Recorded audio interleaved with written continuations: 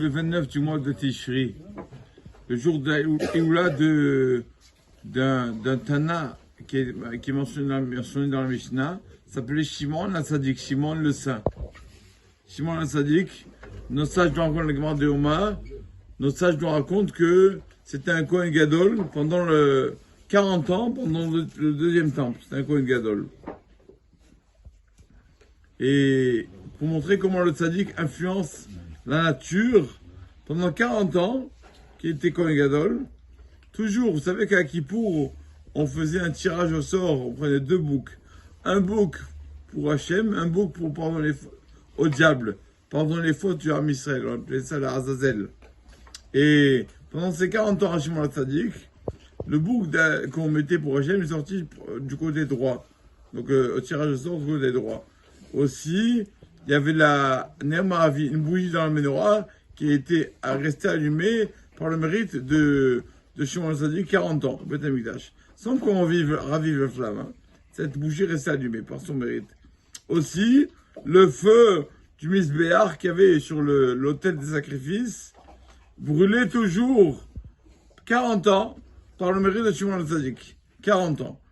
Il y avait quoi encore? Encore 2 miracles, j'en vais pas. Bon, et une fois, il y avait... une fois, on dit au roi Alexandre de Macédoine, on lui dit, écoute, les Juifs rebellent contre toi. Qu'est-ce qu'il fait Alexandre de Macédoine? Qu'est-ce qu'il fait? Il prend son armée et s'en va pour détruire Jérusalem. Shimon al-Tzadik entend ça. Shimon al-Tzadik, il met ses habits de Kohen Gadol et il se met sur un cheval avec son armée d'Israël. Ils s'en vont à son encontre. Toute la nuit, donc ceux-là voyagent. Ils se rencontrent le matin, à l'aube. Et Alexandre de Macédoine voit Shimon al-Tzadik, il le voit, il se prosterne devant lui. Ils lui ont dit, comment tu te prosternes à ce juif-là? Il a dit, quoi? À chaque fois que je sors à la guerre, je vois la face de ce monsieur qui m'accompagne pour gagner la guerre. Donc maintenant, je le vois en vrai, je ne vais pas me prosterner à lui. Donc ils ont compris que ça y est, la guerre était perdue. Ils ont laissé faire Shimon al-Tzadik. Et donc voilà, il a dit. Alors il a dit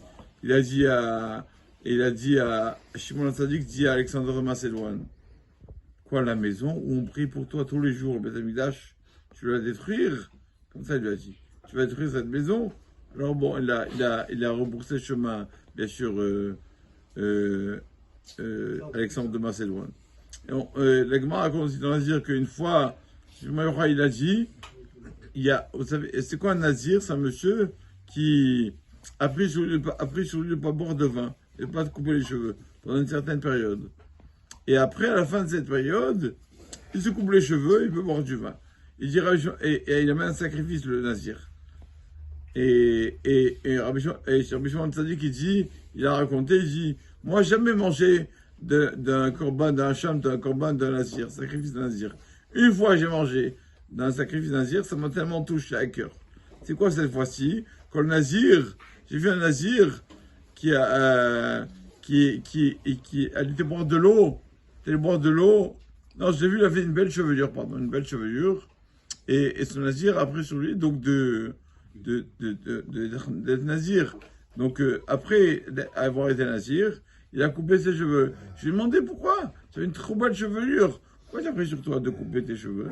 Il a dit, Rabbi, une fois je suis allé boire de l'eau à la mer, et j'ai vu mon reflet, et j'ai vu que le Etara voulait, comme je suis beau, alors le Etara veut me